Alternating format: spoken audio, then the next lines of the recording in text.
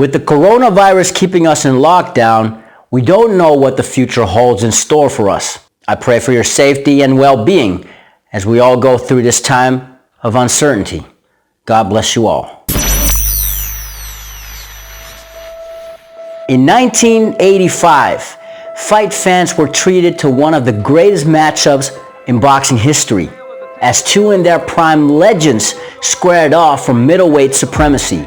Marvelous Marvin Hagler and Tommy the Hitman Hearns went toe-to-toe in an event billed as The Fight, which after got renamed as The War.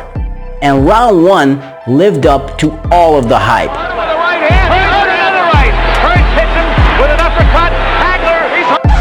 But let's pause that for a second and offer some much needed context as to why Hagler versus Hearns is remembered as one of the greatest wars in boxing history. Coming into the fight, Hagler had a chip on his shoulder, the typical blue-collar fighter who had to come up the hard way. Even the man in charge of ABC Sports, which broadcasted many boxing fights, refused to have Hagler announced in the ring as Marvelous, unless his name would be officially changed through the court of law.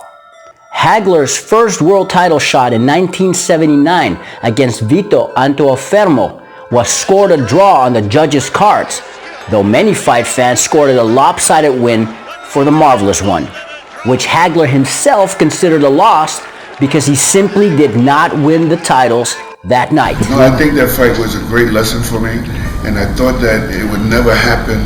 If it did happen to me, which it did happen, that I would get the fair shake in the same way that Antuofermo was, because he was champion.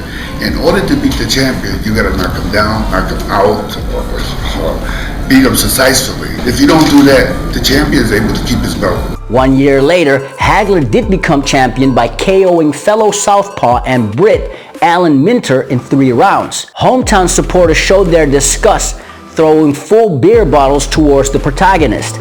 A local police force had to escort the new middleweight king to the dressing room as Hagler was deprived of his crowning moment inside of the ring. And I just remember when Joe Frazier had said, you got 3 strikes against you, 1 you're southpaw, 2 you're good, and 3 you're black. So it was clear that coming into the Hearn fight, Hagler felt he was not getting the respect he felt he deserved, even though up until the fight with Hearns, Marvelous went undefeated for almost 10 years straight. Hagler versus Hearns was originally slated for May 1982, though the Hitman was forced to bow out due to a hand injury.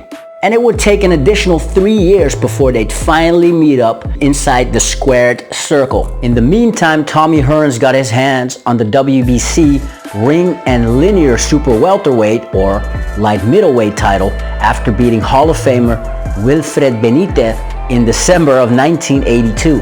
Hearns looked skinny and fragile. However, under the tutelage of Manny Steward and the Kronk Gym, armed with a variety of jabs and a piston chopping overhand right hand by Hearns, the Motor City Cobra would be rebranded the Hitman. That's what Tommy's got to do. A nickname he'd rightfully lay claim to by way of many of Hearns' one-hit wonders, including a devastating knockout over all-time great Roberto Duran. Oh, he's out. He was out before he hit the can. Hagler did not engage much during the press conferences in the build-up of their fight, becoming more silent but very clear on his intentions. It's a mental toughness, and that's what I feel. War, that's what's on my mind. Which was something the Hitman wholeheartedly agreed with. Hearns made the pre-fight a bit more interesting by making a bold yet near accurate prediction. And come April 15, in 3 rounds,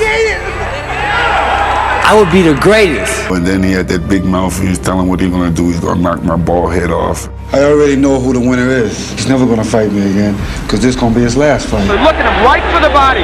That brings us back to round 1, where the Marvelous one, who usually was a slow starter, surprised everyone, coming after Hearns immediately.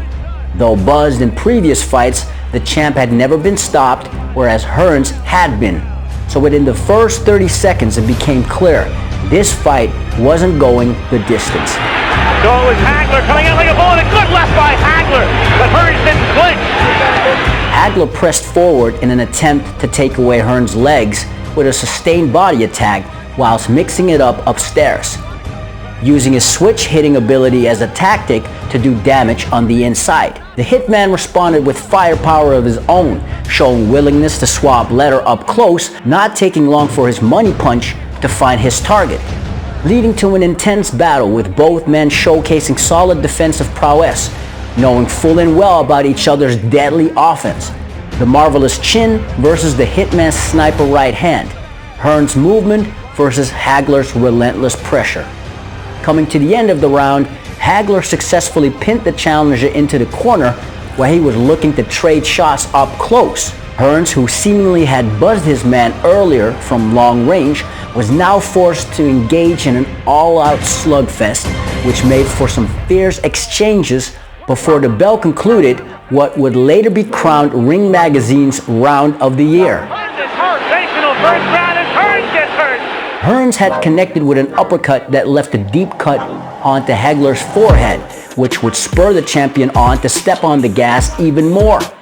However, it was Team Hearns that would deal with an even bigger concern, as the Hitman's uppercut had fractured his hand, including the same finger that forced Hearns to pull out of the initial Hagler fight 3 years prior. Yet still, that didn't stop the 154-pound WBC champion to meet Hagler in the center of the ring, altering his tactics by moving away, keeping distance, and even firing off the occasional right.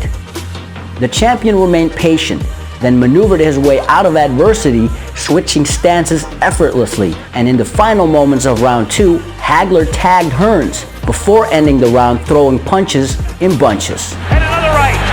He has Hearns in trouble on the ropes. Tommy trying to... Hagler's cut had worsened and grew concerned of the fight being stopped prematurely. He's calling the ring doctor in. Of course, the last thing... Hearns was now skillfully circling the champion, utilizing his reach advantage, until Hagler landed a hard overhand right. Being on Quitter Street, Hagler smelled blood and connected 2 more right hands before sending the Hitman to the canvas. Hearns bravely got up back to his feet, but was still badly hurt, and referee Richard Steele put a halt to the bout at 1 minute 52 seconds in the 3rd round. Hagler full of blood. Blood no doubt impeding his vision, stopping him in the 3rd round after Hearns almost... The war between marvelous Marvin Hagler and Tommy the Hitman Hearns was Ring Magazine's Fight of the Year, and Hagler earned Fighter of the Year. After the fight, the fierce rivalry was superseded by a mutual respect, as both combatants reflected on one of boxing's most illustrious moments. You know, I expected it would be a pretty tough pace, but I didn't think it was going to be this fast. It was faster than I expected it to be. Well, the way that I looked at it is this is what I had to do. As we know that Thomas always starts off very fast in every one of his fights. So basically we had to try to smother some of his punching power, especially his right hand, and keep the pressure right on Thomas. Definitely, he has a good right hand, no doubt about it. But I felt as though, which I told in the press, that Tommy was going to have to knock me out with that ring post. And I think that basically that was a psychological effect for me, and it was a good way of making it work. But believe you can see I'm still a little puffy here, but it was a good fight. Well, Tommy, that's the only thing you forgot was the ring post. I'll tell you that. Well, I'll tell you, I was looking for the ring post, it wasn't there. The war was not only an amazing action-packed fight, which featured 2 elite fighters putting everything on the line. The war should also remind all of us boxing fans that pursuing greatness in the ring outweighs a great payday. The war should also remind us that a loss on a fighter's record does not define a fighter's legacy, and that taking an L doesn't make you less of a fighter, nor does it diminish your chances of becoming an all-time great, as both marvelous Marvin Hagler and Tommy the Hitman Hearns are edged in boxing history as certified Hall of Famers. I want to thank you all for voting in the poll, and I really enjoyed putting today's episode together. This was the first in the Corona Lockdown series. What other great wars in boxing history would you like to see next? Share your ideas in the comment section below, and I will gladly be inspired by your requests. Feel free to like and share. Don't forget to subscribe to the channel and hit that notification bell if you enjoy the content. This is Boxing Subjective Observer with ringside stories. Thanks for watching and have a legendary day.